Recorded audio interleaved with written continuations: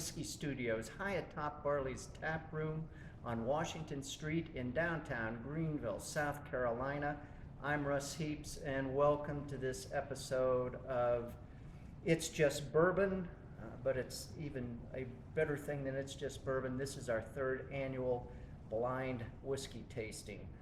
The last couple of years that we've done it, we've done bourbons. This year we kind of decided to do Ryes because there are some really good Ryes out there, and we thought that was worth delving into.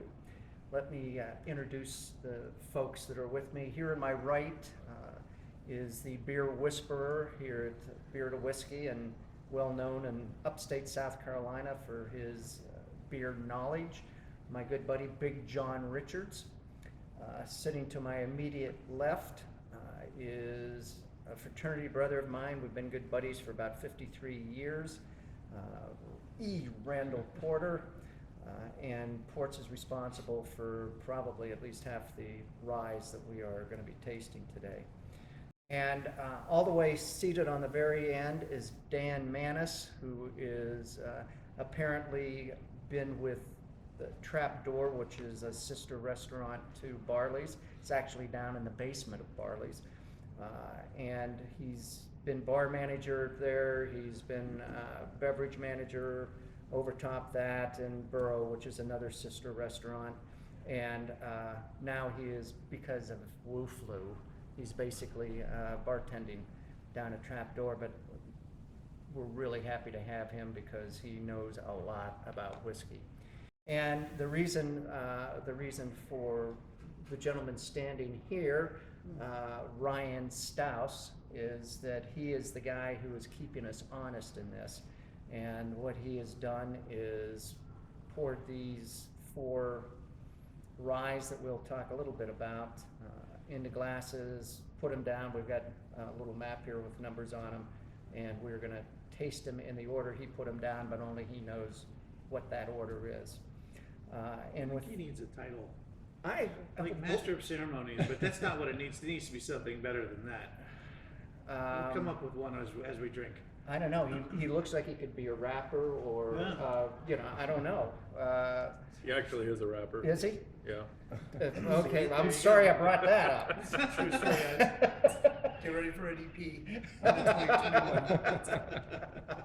So you can actually take this opportunity to relax a little bit, Brian. Feel free to have a little shot of something over there, and we'll give you a yell back when we're ready. Bourbons that we've got here. Ryes. The Ryes, geez. Well, I'm lucky I remembered everybody's name.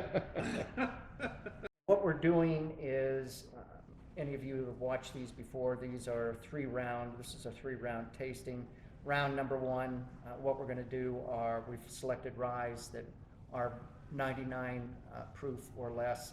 Round number 2, it'll be Ryes that are 100 proof and more, and then we're going to select 2 winners from each of those and have a little sip off to name the one that we like the best. So on the far end's Black Maple Hill. Nobody seems to know a whole heck of a lot about it other than it's being bottled in Oregon by a place called, I think, Stein Distillery. They're not making the juice there. It's being made somewhere else, and that's not known really. Next to that is Rabbit Hole Boxer Grail Kentucky Straight Rye. Rabbit Hole is a relatively new distillery, and it's in Louisville. Next is Basil Hayden, and I have to tell you that a good buddy of mine, Adam Walters, who runs a Kroger superstore with a Kroger whiskey store stuck on the side of it, actually sent me that bottle, and a shout out to you, Adam, thanks. And this is a limited release. It's distilled by Jim Beam. And last but not least is Bulleit Rye. The juice is sourced out of MGP in Indiana. We don't know the age, but supposedly it's somewhere between 4 and 7 years. And there you go, and that's that. And dry. So, That we should do a lot more talking, but we have we want to talk about how we're gonna score these. why don't you do that? about as unprofessional as any unprofessional group like ours can be. Yes, yes. But we're gonna work our way down the list. We're all gonna taste the first one together. We're gonna chat about it, talk about what we smell and taste and whatever, and then we're each gonna give it a score from 1 to 5. And we're gonna. I guess that's a good thing for you to know, Dan. Yeah. Since you've never done this before with us. Just what I was gonna say. This may be a coaching session now that I realize what's happening here. 47 points on the nose. Yeah. This is a crack group right here. It's like I said, as unprofessional gets. We're scoring the nose, the taste, and the overall taste and the finish, and then averaging or totaling those scores up, and then averaging those 4 scores to get the total score we're giving that as a group. But that's the quick and dirty. We're gonna use quarter points, so anything we're like 4 1/4 or 4.75 or whatever you guys end up scoring in these things. Did you say a quarter point? Quarter points. Did we do? We haven't done that before. We've we done not? half points. I'm happy to do quarter points. Since you've just blurted that out. I think we should do quarter points. Okay, I'm fine with that. Okay, so 0.25 is legal. Correct. All right. No, you're over And the also limit. over the legal limit. You're over the legal limit with your .25, which we may be by the time this is over. Maybe I should write that down. That said, Okay. shall we get started? Yeah, let's do that. Number 1 is on the top left.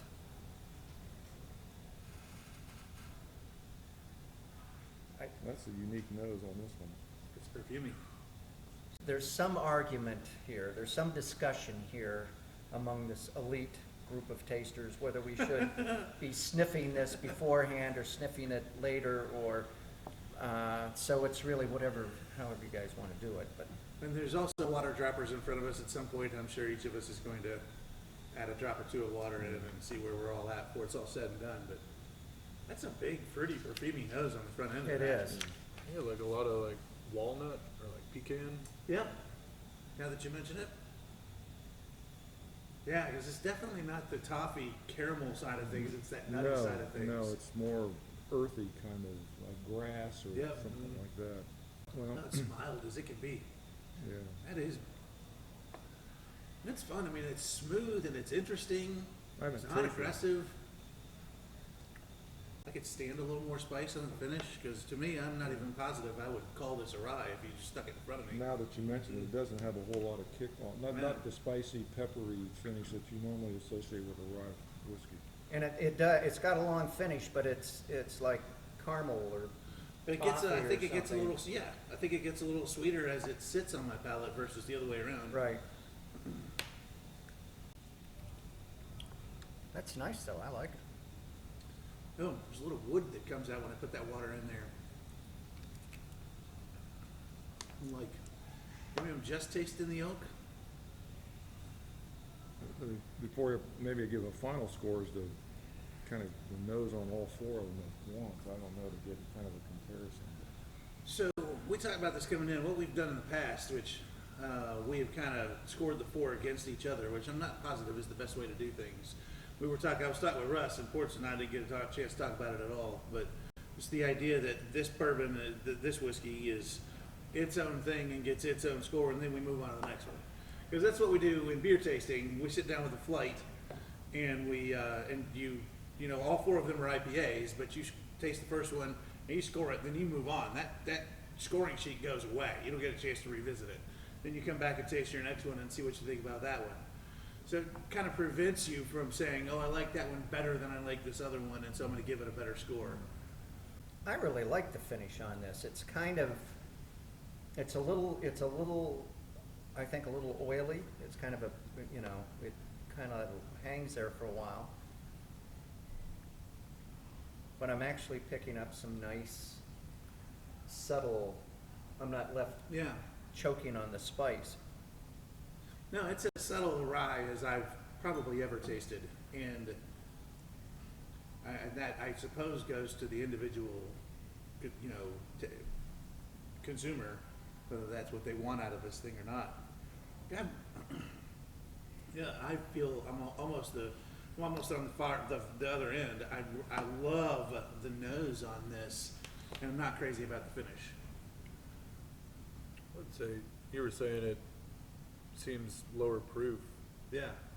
but as far as the mouthfeel of it, it definitely has a really nice, unctuous mouthfeel to Yeah. it that I would say would go with a more high proof. Move on to number 2.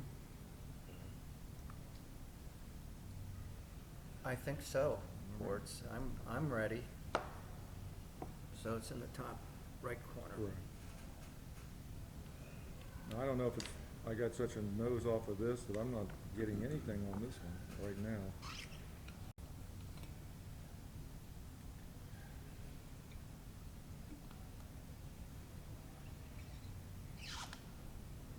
I'm really good. Suddenly envious of your water bottle. Goes everywhere with me. Didn't you have one? It's over there. This guy is jumping in. You were supposed to crawl on your belly across the front so you didn't. Just happy to support some afternoon drinking, all right? Day drinking, I love it. This has got some serious candy fruit on the nose. That's wild. Mmm. Yeah. Like almost strawberry. Mm-hmm. Remember those strawberry candies with the soft foil one? wrapper and that had the little Okay, looked like yeah. a leaf on the top? Mm-hmm. Like that strawberry cream kind of. Yeah, yeah.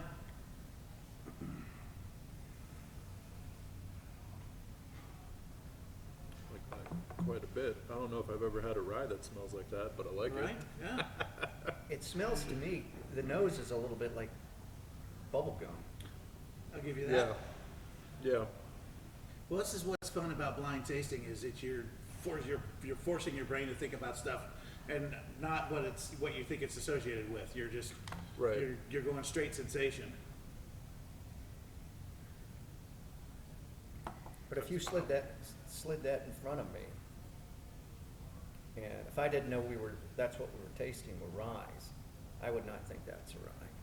No. Well, we're 2 for 2 then. Yeah, right. We just don't know what rye tastes like, turns out. Apparently. The panel of experts. Well, this is neat. The fruit on the front end of that is giving a little bit away to the kind of toffee, brown sugar stuff that I would normally associate. Oh yeah, that's a big toffee, butterscotch body on that.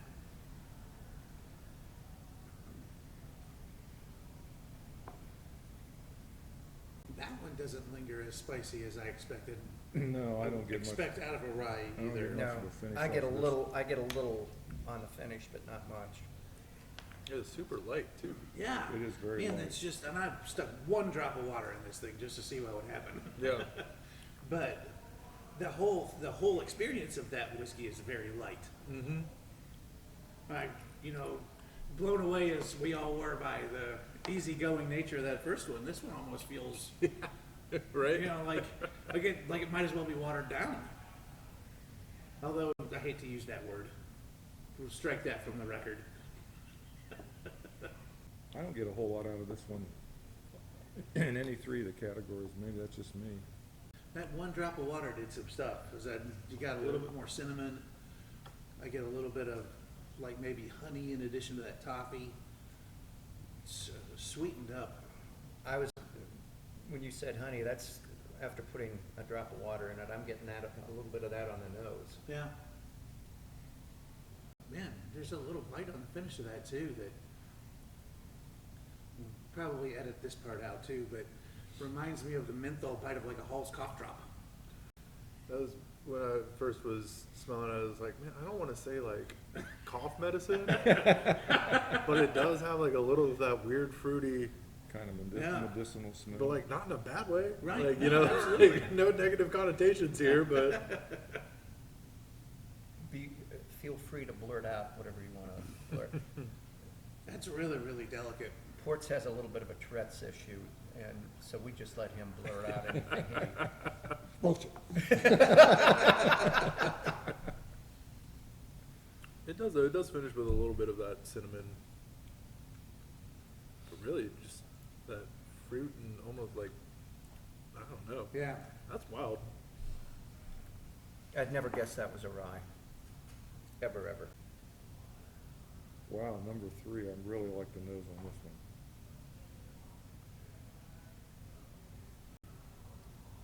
one. Of the 3 that we've, yeah, this, I really like the nose on this. Kind of peaty, smoky, I'm, kind of flat. I'm not getting a whole lot off on the finish or the taste, but I'm the getting nose I really like. I'm getting some brown sugar on the finish. Smells like a Werther's. Big time caramel on there. Yeah. It's just like honey and, Oh, yeah. yeah, honey and caramel. Well, now that you've said it, much more honey than really real butterscotch. It's, But I'm getting on the tongue, I'm getting, you know, some of the usual caramel and Oh, yeah.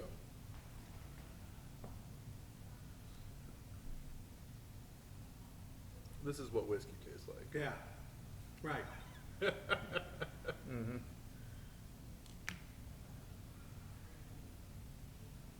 And it's a little oily. Mm-hmm. Yeah, the mouthfeel on this one's as big as is bigger than the rest of them as well. Although that first one, like you said, just had that nice clean, just that touch of oily, unctuous mouthfeel. And this one, I mean, this is much bigger than the first two. A little bit of water really brings out a little bit more flavor too. Yeah, I'm for that as well. Now, I'm behind everybody, so I might as well. I don't know why I'm always behind everybody in this exercise. I don't know, probably the same reason why you showed up 3 minutes before we were supposed to start today. It was like, Did I say that? it was 3.5, Russ. You know, this is the problem with talent. I could get them a trailer and put it out here, and it'd still be in the nick of time. Russ thinks I have talent. What you do in a alcohol savant sort of way. Yeah, this is my favorite so far. Okay. I just really like the nose. That's what, to me, sets this one apart from the other 2 so far. I mean, it almost has a smoky Scotch nose to it. Yeah, there's something earthy going on in there. There's something I'm trying to find, other than I can feel a little of the alcohol burn. I'm not getting a lot of spice on the finish. No. And I'm not getting, it's, I think that has everything to do with the lower proof. right. Well, yeah, I think we're definitely gonna see that. It's gonna be a much more aggressive thing Right. once we get to the overproof stuff, no doubt about it. This one feels, I mean, as much as we just got finished saying this is what whiskey tastes like, and I agree wholeheartedly, this one comes off a little bit kind of with a one-note presence that the other 2 did not. Well, since we like to kibitz about the history of things, did you know that most of the ryes were originally made in Maryland and Pennsylvania? 1800s, yes. Yeah. And in fact, ports, I have an interesting tidbit here. Okay. Funny you mentioned that. Yeah. The farmers in Pennsylvania, by the early 1800s, were producing a half a barrel of rye each for every man, woman, and child in the country. Sounds like we were just a bunch of drunkards back then. We still are, but it was the whole. That's why Pennsylvania was the place that started the whiskey rebellion, So, because when they started trying to tax whiskey, it affected Pennsylvania more than any of the other states. And I think Michter's, before they burnt down and then they went to Kentucky, but I believe Michter's was from Pennsylvania, and they claim, I don't know, they claim that that's what Washington and his troops had in the winter in Valley Forge. They say that they were drinking Michter's whiskey. Well, in research, in They were eating their boots. I don't know Well, right. how much whiskey they were drinking. Maybe they were well supplied with whiskey and they were just eating boots, but the in my research, I also found that Washington actually distilled rye on his Mount Vernon estate, farm, whatever. It's interesting, that last one. It's more, I don't know what to call it, defined. It hits a certain note really well, but it's only hitting that one. So I don't know whether, I personally am not sure I like it as much. I'm kinda- right there with you.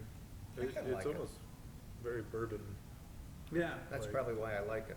Well, which I like bourbon too, but yeah, it's just, that's what whiskey tastes like. yeah. Hey. Okay, let's move on to number 4.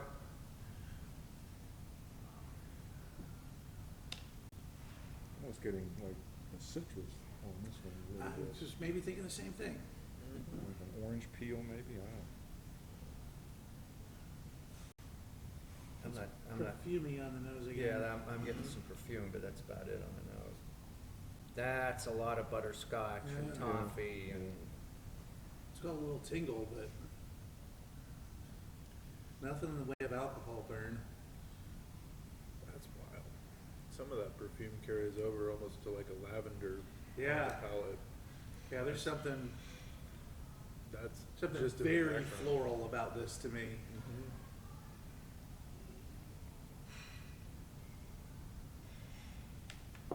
And you're right, the taste, the sensation that hits your tongue is that sweet butterscotch and caramel, but everything that lingers reminds me of walking into a florist.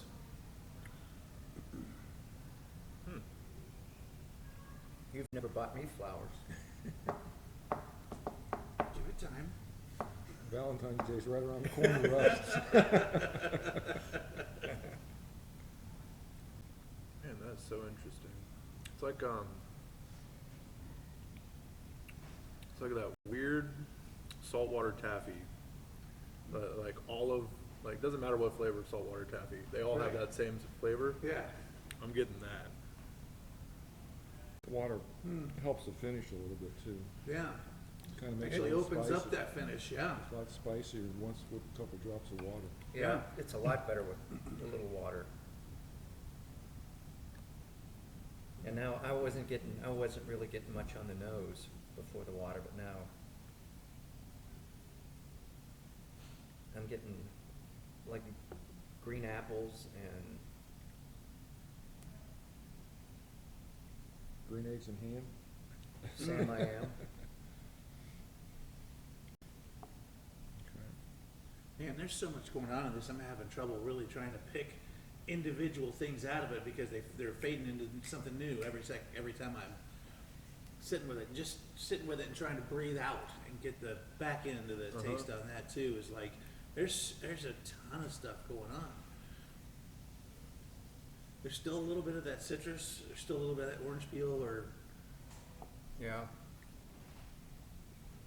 Almost like a little bit of that bubble gum that you were saying from the I think previous, from I number think 2. that's playing into that saltwater taffy thing you were talking about too, is that sort Yeah. of sugary.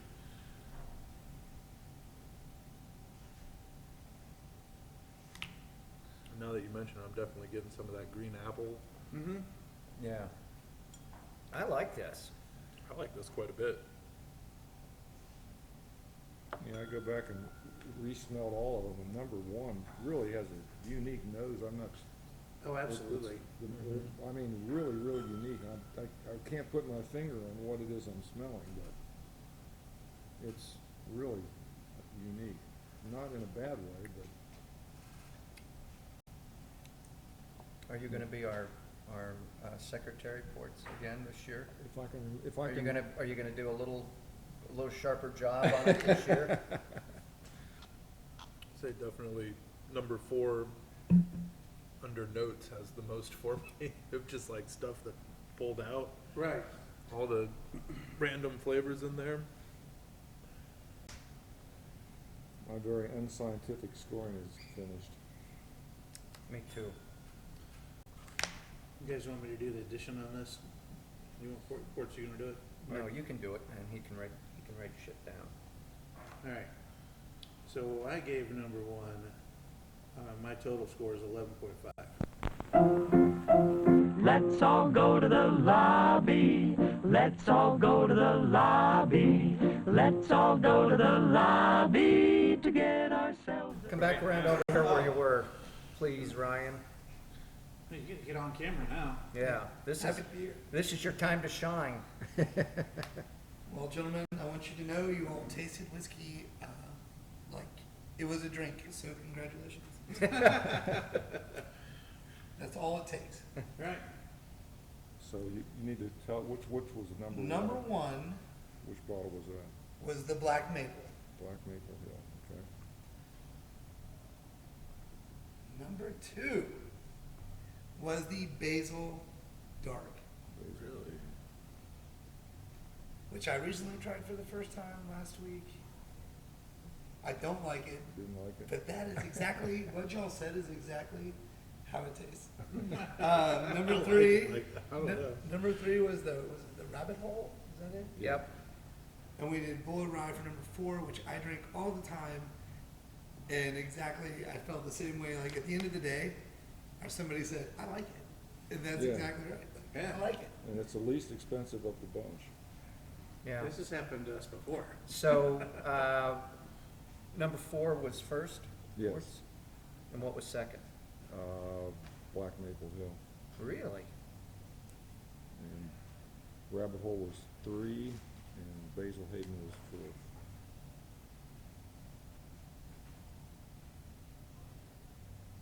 All right, well, there you have it. Okay,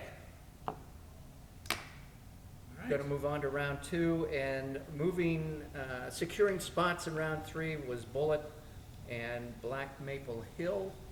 And with that, thanks for your participation, guys, and we'll see you next I got time. nothing left in any of my glasses, so I'm just Well, gonna that's a sad, sad thing. clang and clang and. Texas Get a Miss straw Lily, in there. and we will see you next time.